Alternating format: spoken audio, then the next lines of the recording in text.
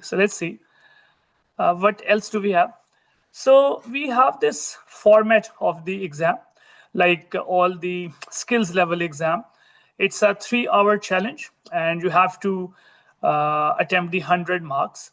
So it's very important that you attempt the whole 100 marks, okay? Because you see, you have to score 50% to achieve the pass mark. So you see, if you do not attempt the 100% exam, then you're, for example, you have attempted like 60% or 70%, you are actually trying to get your 50% passing marks from the 70% that you have attempted, or from the 60% that you have attempted, okay? So the first challenge is to secure the 50%, and then make sure that you earn the extra marks that makes you climb the upper ladder, like the 80%, the 90%, okay? So the first target is to get passed from this exam. And like all the ACCA exams, there are 3 sections. Section A will have questions from any area of the syllabus. So no selective study. And you will have 15 questions. Each question will carry 2 marks. And then there is your section B.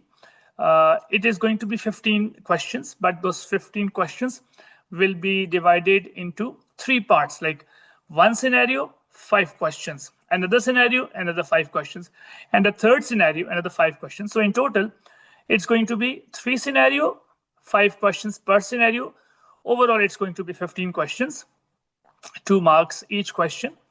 And but here you need to have an understanding of the scenario to attempt the question properly. So this is your major chunk of the exam, 60 marks, section A and section B. So if you look at this section A and section B, and if you do very well in your section A and section B, you can get maximum marks out of these 2 sections, and then you will have very few marks to be scored for securing your pass 50%, okay? Obviously, if you are well prepared, then you can get maximum out of your section A and B, and you can also score well in this section C. Now, these are all computer marked. These are MCQ style. So you just take the right option, and that is accepted as the right. But when it comes to section C is the 40 marks, okay? So those 40 marks are divided into 2 questions. And there are 3 specific areas which are frequently tested.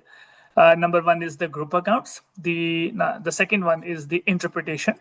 And the third one is the financial statements, the individual financial statements, okay? Like you can be required to make the consolidated statement of profit and loss, consolidated statement of financial position that may involve associates, and the third one is the second one rather is the interpretation, and the third one is you might also have the individual financial statements, okay? So these are 2 questions, and these are the specific topics. We're going to look at those topics in detail in the upcoming slide, okay? But this area, this section C, holds 40% marks. The important thing is that it is human marked. You're going to make proper formats. For this, you need to have really good understanding and grip on how to use Excel and how to present your workings. Because you see, this is not the MCQ. You have to show proper workings to earn your marks, okay? So you have to follow a good structure, and you have to support your answers with your workings. And they say workings earn you marks, okay? So this is also very critical, okay? And if you are organized and you are structured, you can easily secure a lot of marks here, because there is a format. And if you do the format right, you see 75 to 80% questions are similar, okay? It's only the 15 to 20% that are a bit of a complicated stuff, okay? So you can earn a lot of marks if you have planned your answer well, if you have structured it well. So section C is not that difficult. Section C is actually easy marks, because there is a set pattern of consolidations, there is a set pattern for interpretations, how to approach the interpretation questions, and so on. We're going to look at those in the upcoming slide. Okay. So I hope you have got some good idea of like what are the total marks, what is the total time available, how those marks are divided. And in the upcoming slide, we're going to look at how we are going to allocate the time smartly so that we attempt the 100% exam. Okay, so let's see. So looking at the next one.